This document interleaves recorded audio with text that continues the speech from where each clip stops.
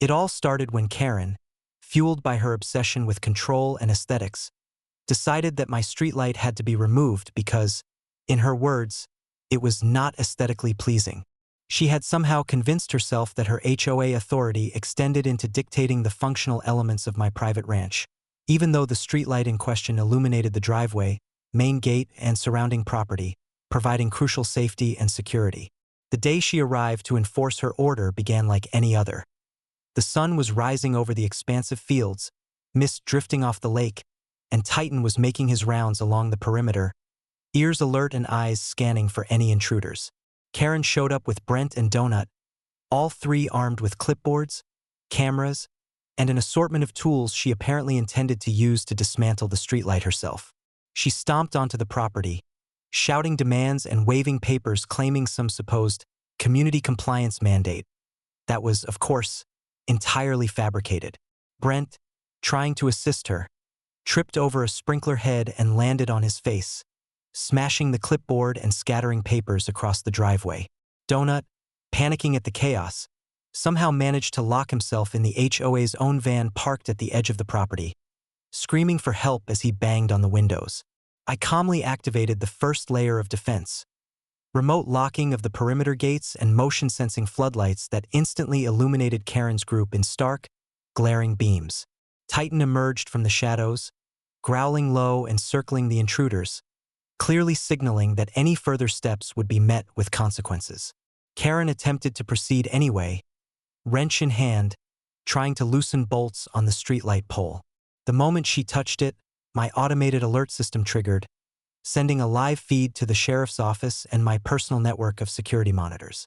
At the same time, I remotely activated motion-activated sprinklers and slippery surface pads around the base of the streetlight.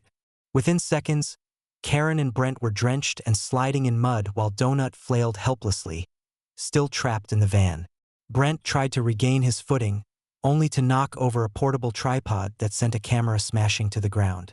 Karen screamed into her phone, trying to call for backup from the HOA, but her network signal was mysteriously blocked by my automated security jammer, a tool I had installed specifically to prevent interference during such breaches. The sheriff arrived shortly after, witnessing a scene of total chaos. Karen drenched and screaming, Brent soaked and trying to untangle himself from fallen tripods, Donut still stuck in the van, and Titan calmly patrolling the perimeter. After reviewing the automated footage, the sheriff issued multiple citations: trespassing, attempted destruction of private property, and harassment. Karen insisted on defending her aesthetic mandate.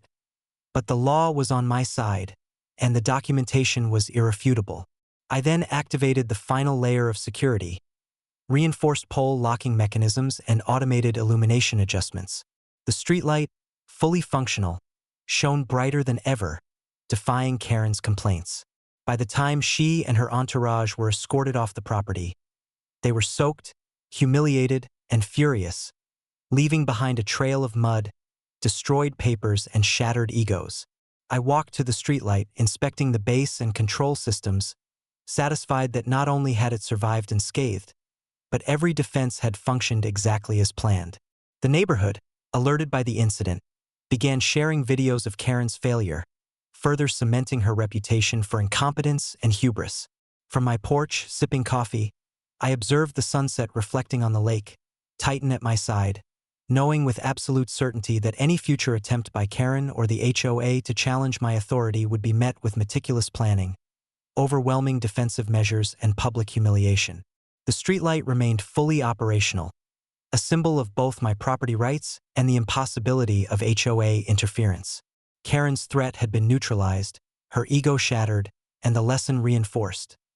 No matter how grandiose her schemes, my ranch, my property, and my authority would always prevail, protected by foresight, preparation, and an unwavering resolve that Karen could neither understand nor overcome.